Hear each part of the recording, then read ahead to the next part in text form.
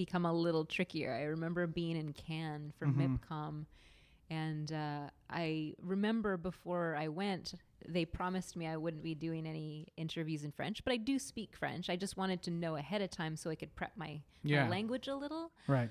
But they were like, oh, don't worry about it. You won't have any. But then we did a red carpet, and then right after, some French journalist was like, oh, come over. And then so I was like, oh, yeah, sure. So I'm talking in French. But there's a...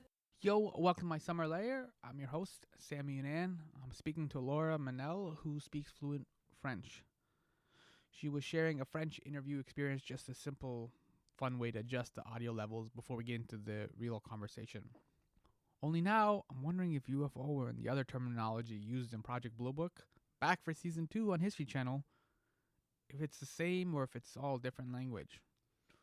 On Project Blue Book, Laura plays Mimi Hynek, a real-life person and the wife of J. Allen Hynek, the scientific ufologist who famously gave us the Close Encounter scale. Remember Spielberg's Close Encounters of the Third Kind? Yep. Well, my close encounters with Laura include the moment where I call her a ninja linchpin. Yo! What does that mean? All right, so shall we get started? Why not? Beaming from Pacific Junction Hotel to Earth. Okay, lots of Twitter comments and as well as your Instagram hashtags are about Mimi's 1950s fashion style. So do you think it's possible for a 1950s housewife now to become a trendsetter in 2020? Is Mimi a trendsetter? Yes. Is that one of the scoops, I guess, for like 2020? Is that where you see her going? God, I hope so. No, I hope she, is more popular for other reasons. Mm-hmm. But I do have to say, we have a fantastic wardrobe designer, Carla Hetland. She does a beautiful job. I mean, the 1950s, the fashion then is like one of my favorites. Everything was just so beautiful, and women really dressed like women, and the fit of a lot of things were very feminine. You have the hair too going.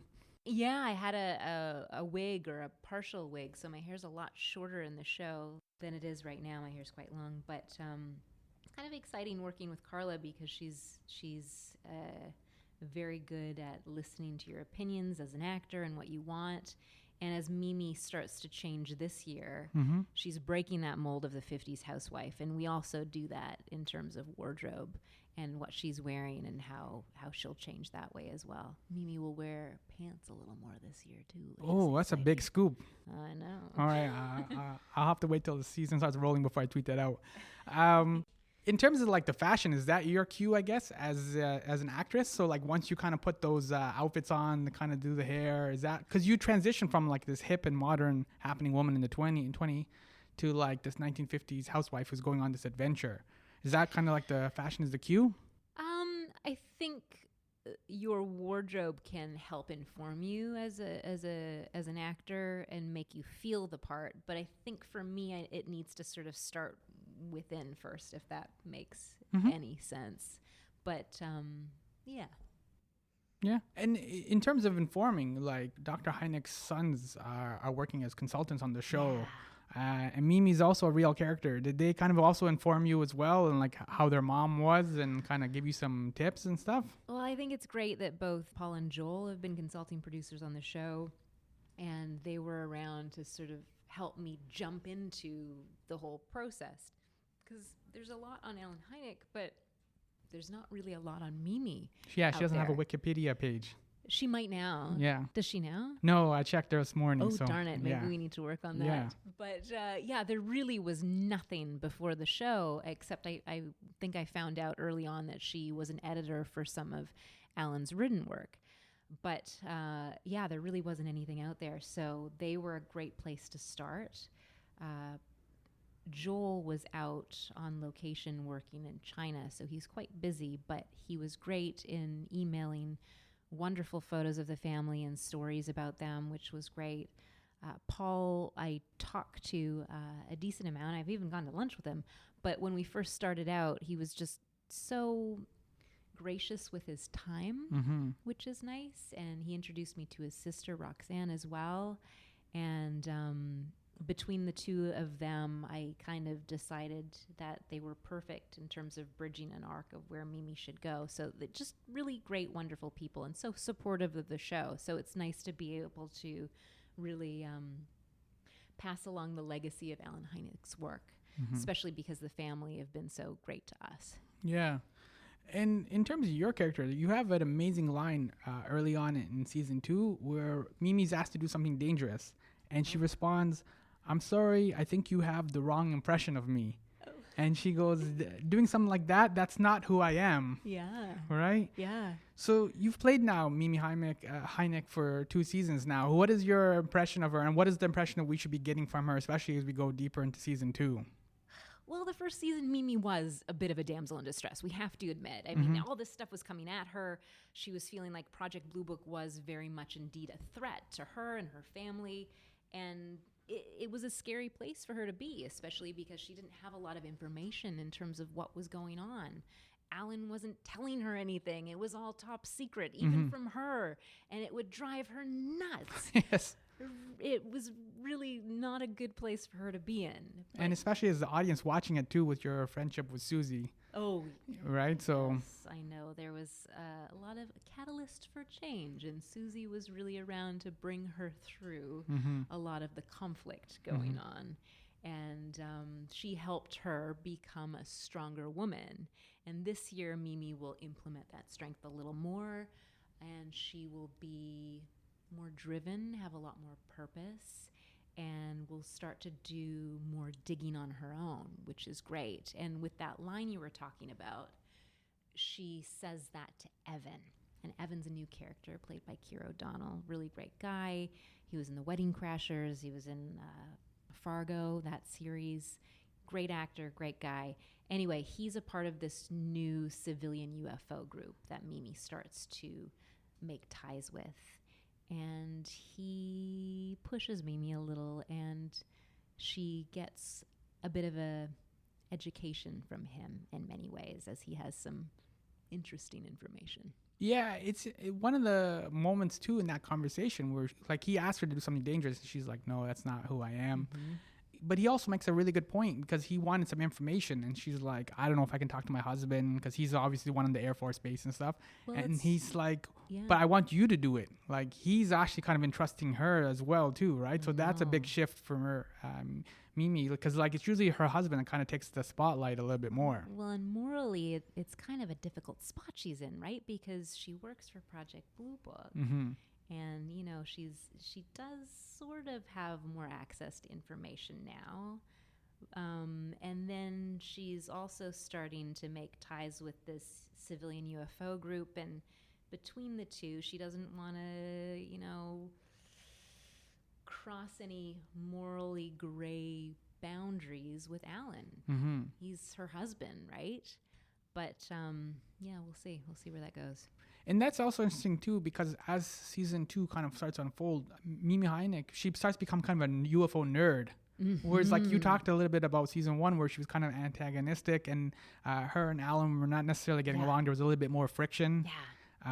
This seems to be the romances here now, and it seems to be they're bonding over UFO fun facts, which I love. Yeah, there was a lot of conflict last year, and this year things have changed. Mimi is learning so much, and both Alan and Mimi see that she kind of has a knack for tracking down information, and she has a similar passion now to what Alan does and has more of an understanding for what he does. Yes, his work is still a little scary, but she gets that he has come so far and is always getting closer to the truth that she can't now tell him to stop. And she doesn't want to either, because, I mean, this is a UFO phenomenon is just a great mystery, and it's kind of addictive, I think, when you start getting closer and closer to the truth, right? And the show is basically, the arc of the show is these two gentlemen start off as skeptics, and they're hired by the Air Force to kind of go and investigate, and then they start seeing all this crazy stuff.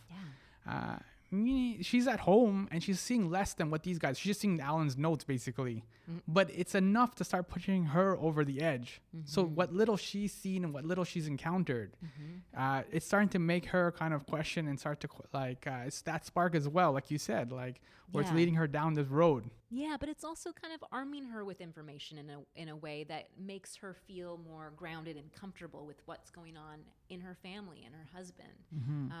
She's not constantly in a place of fear of the unknown as much, which is great. It's good to be a little bit more on solid ground. Yeah. Well, as solid as it can be. Yes, but she did build a bomb We shelter. need a little conflict. Yeah, she did build a bomb shelter The in first. bomb shelter was interesting. Yeah. I don't know if that would have saved them. Yeah, I know. But I think that was also for Joel, to make him feel a little more safe as well. Yeah. Yeah, your character is interesting because she represents more than the other ones. The actual 1950s itself. Like with her, you see the kitchen, you see the home, you see those different aspects. Especially the first couple episodes, they're in the desert in the second season. You know what I mean? So there's nothing really that kind of ties it to 1950. They mention Eisenhower here and there, but like you kind of are the representation of the 50s. Yeah, and Mimi was also sort of struggling with that era as well, and the limitations that women had at that time. Things were very black and white with gender roles and women, and they were very much relegated to the house. And that was one of her struggles last year. She kind of wanted more in her life. But this year she's breaking that mold and getting out there, out into the workforce, which is a big deal for someone back then. So it's exciting. Yeah. So I want to focus on you for a second because looking over your career, I noticed like you're like a ninja linchpin. Whoa, what does that mean?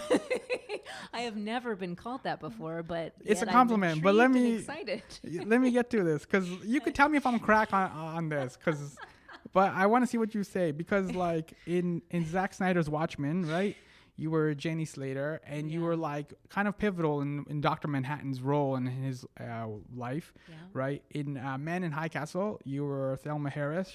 You were a reporter. You had an undercover relationship, of course, and you got on the radar of J. Edgar Hoover, which is not good in that show, and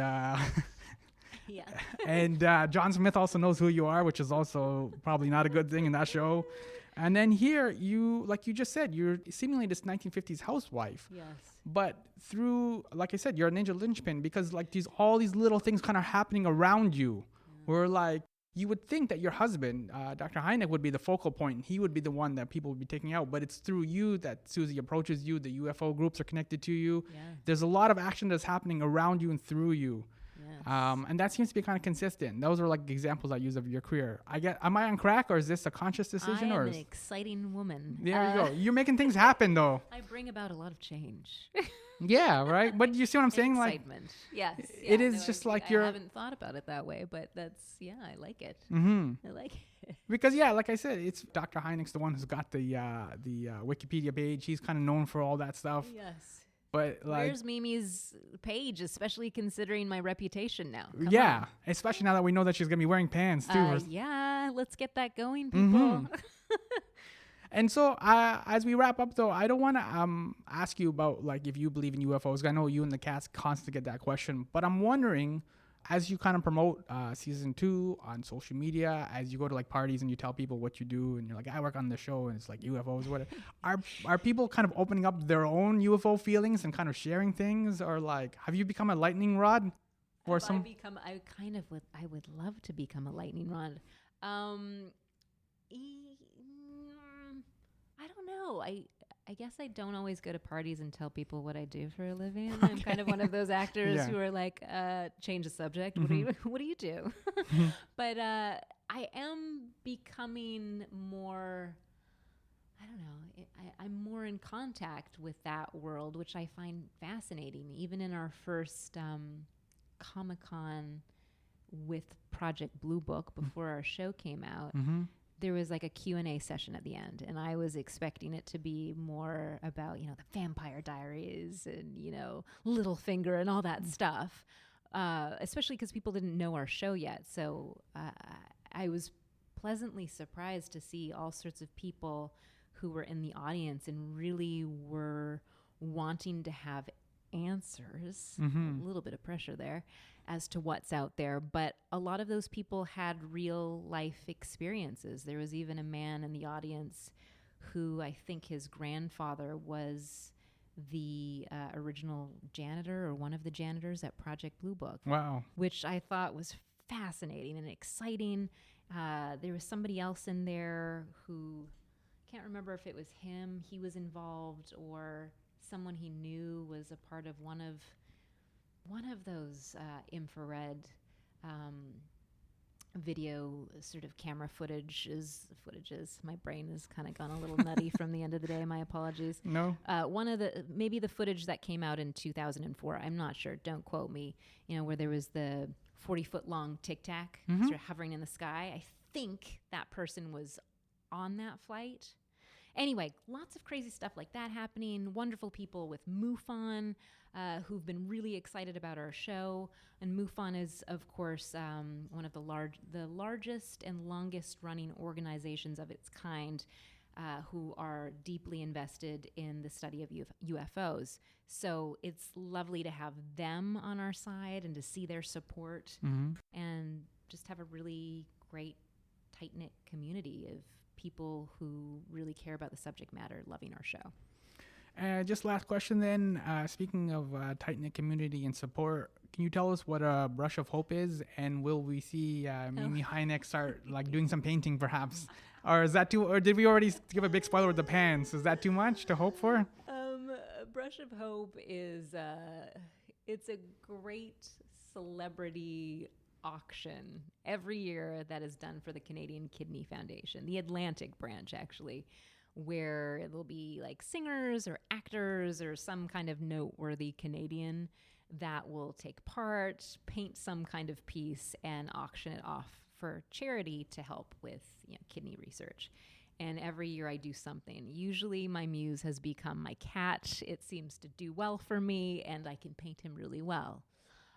This year, I actually admit I tried to paint Mimi. I tried my darndest, but she kind of started looking a little Planet of the Apey. Okay. So I kind of went, yeah, I think my skills are better exhibited with my cat. So I stuck with that. Maybe next year I'll try Mimi again. We'll see. Okay. Planet of the Apes Mimi sounds right. It was definitely, she looked like Mimi from Planet of the Apes. Interesting concept. That is an interesting concept. Where can people find you online to talk about 1950s fashion and to celebrate you wearing pants?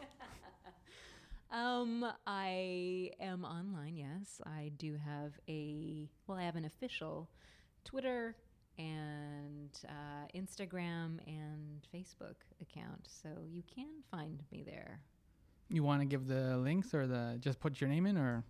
Literally, I will have the blue check on any of them, and I don't want to screw up. But I think Instagram is Twitter is L_Mennell at L_Mennell, and I think Instagram might be Laura_Mennell.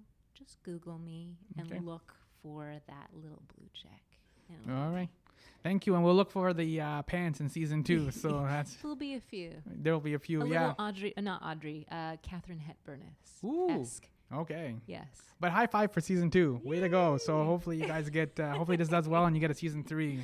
I hope so too. Thank you. Thank you so much.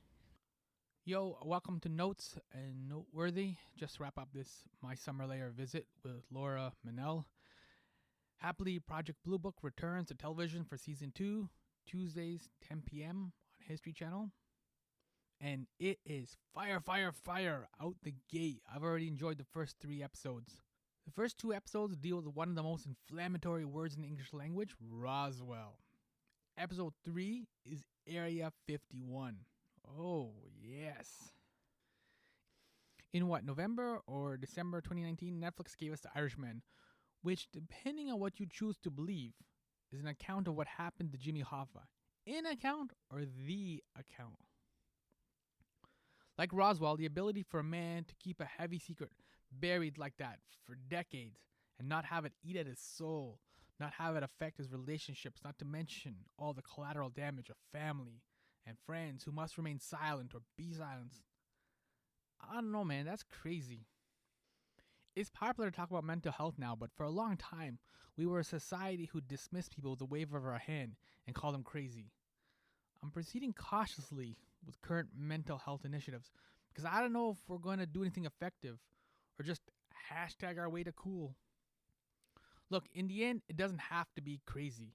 It could all just be some weather balloon or some newfangled government stealth bomber tech, but the emotional and spiritual burden a man pays for top secret silence, that's unfathomable. I'm more inclined to believe Scully than I am Mulder. However, I do leave room because there are simple things that science just cannot explain, at least right now. Project Blue Book investigated over 12,000 cases. 700 of them remain unexplained. So every Tuesday, 10 p.m. on History Channel, set the VCR. My name is Sammy Younan. You can probe my adventures on Twitter, Facebook, and IG, all at My Pal Sammy. This has been my Summer Lair. Thanks for listening to me in the Netflix world. Close Encounters, yo.